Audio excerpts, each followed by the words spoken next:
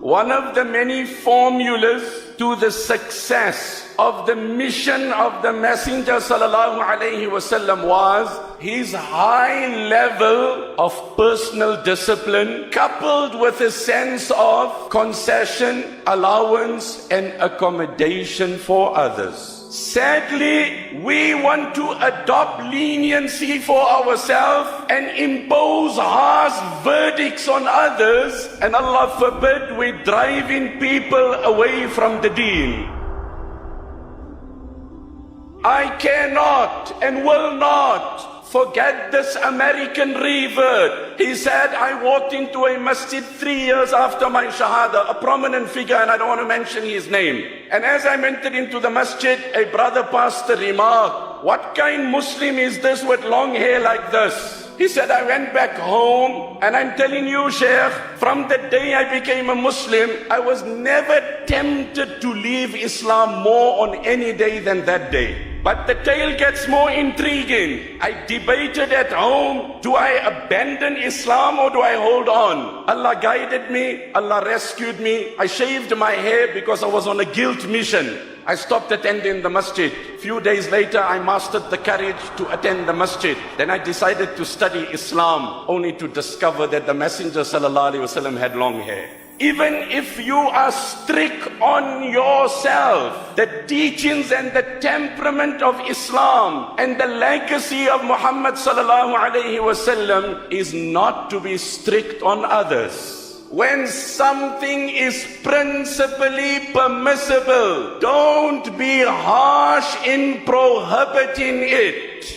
My brother, eat with your hands, eat on the floor, but someone eating with a fork and a knife, don't make him a kafir. Don't make fatwas on people.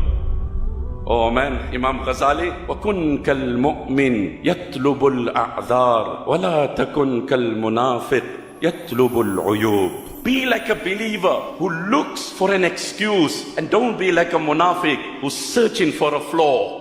3 days ago, I was in Turkey. One sheikh, one alim, he phoned me and he said, oh, I've seen you here in Turkey. I would like to bring few of my students to come and meet you. So I said, I've just retired on my bed and I'm about to sleep. He says, please, man, really, I've been listening to you. Can you afford us some time? I slipped my jubba on and I dashed out. I came into the lobby. My other colleagues were in their room sleeping. And I sat down and greeted them, everything. And he said, they're from Samarkand, they're from Bukhara. Please give them some nasiha. They speak Arabic. In my broken interaction, I seized the moment and I conversed with them. One of them recorded it, uploaded it. Subhanallah, everybody sends me an acknowledgement. You get a question mark from a South African scholar, but very strange, your topi was not on your head. Okay, actually I'm in a hotel here, and this is a lobby area, and I was about to sleep. وَكُنْ كَالْمُؤْمِنِ يَطْلُبُ الْأَعْذَارِ وَلَا تَكُنْ كَالْمُنَافِقِ يَطْلُبُ الْعُيُوبِ. We are a toxic nation and a toxic generation, and we're living in a broken society. And until and unless we don't learn to account for our actions that will negatively impact others,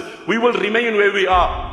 I was probably in London, but somewhere I was giving a talk. And as I'm delivering a talk, I'm observing one person in the congregation drinking with his left hand. And after the talk was over, they formed a line to come and greet me, only to discover that man only had a left hand. If the earth could split on me, it was that day. How I was reproaching myself.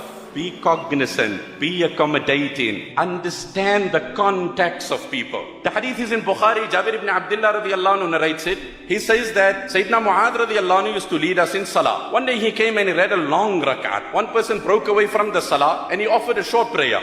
And he went away. Sayyidina Mu'adh radiallahu anhu heard about it, that this man had joined, and then he excused himself and he left. Mu'adh radiallahu anhu said he's a munafiq. That person radiallahu anhu heard, so he came to Nabi sallallahu alaihi wasallam. He said, Ya Rasulullah, we are laborers. We work with our hands. We irrigate the farms with our camels. It's a long day for us. I came for Isha. Sayyidina Mu'adh radiallahu anhu performed a long rakat. I'm a working man. We labor with our hand. We toil till late. And then Mu'adh radiallahu anhu performed a lengthy rak'at, O Nabi of Allah. So I offered a brief salah. Now he's saying that I'm a munafiq. Our Habib sallallahu alayhi wasallam addressed Sayyidina Mu'adh radiallahu anhu with utmost veneration and respect and reverence to the galaxy of Sahaba. We narrate it to the extent that it is narrated. Afattanun anta ya Mu'adh? O Mu'adh, are you making fitna? Read washamsi wa duhaha. And read Sabbih Isma Rabbikal A'la. Then the Nabi of Allah said, when you perform in salah yourself, perform as long as you want. But when you lead in my ummah in congregation, please take note of the woman in that congregation, the children in that congregation, the weak one in that congregation. I'm performing salah and I hear a child cry, then I make my salah short. My point is, go strict on yourself, but within the boundaries, go lenient on others. I was flying from Dubai to London. It was Ramadan. And I boarded the flight, occupied my suite. 3 hours into the flight, it was iftar. Anyway, I looked out of the shutter, I seen the sun tipping, I engaged in dua. The steward was an Egyptian brother. I told him that, see, I'll just have some drinks, some salads, etc. And I need to do my iftar. So he presented the meal, and then he said, Sheikh, brother, when you pray now and you open your fast, pray for me also. So I said, okay, I pray for you, I'm traveling and it's Ramadan. What prayer do you want me to make for you? He said, pray that Allah gives me a better job. So I said, you working in the first cabin, many in the business and economy would be envying you. As he said that, he teared, and as I seen him tearing, I'm tearing. He said, I have a job that gives me a high salary, but you know, as a believer, I wasn't supposed to sell alcohol. Circumstantially, I find myself in this job, but I cry within myself daily that Allah gives me another job so I don't have to present alcohol. وَكُنْ كَالْمُؤْمِنِ يَطْلُبُ الْأَعْذَى وَلَا تَكُنْ كَالْمُنَافِقِ. Go and see the good in the ummah. Don't condemn our youth in the universities. Then others will take them away. Go rescue our youth. It's our sons. It's our daughters. We want Muslim female to become doctors. If we're going to shun them, who will pick this ummah? Everyone there is not doomed. I don't know, but my heart breaks. Where is this ummah going? فَأَيْنَ تَذْهَبُونَ فَأَيْنَ تَذْهَبُونَ. Where is this ummah going? Where is the crisis of this ummah and where are we stuck? So the Prophet of Allah had mobilized the group of Sahaba to go out in a particular direction, and they went. One person from the tribe became a Muslim and he stood one side with his belongings. He said, see, I'm a Muslim. Assalamu alaikum, I'm a Muslim. I'm from this tribe, but I have accepted Islam. Sahaba Ridwanullahi ta'ala alayhim ajma'in applied their mind and they said, no, this looks like a strategy to shield himself.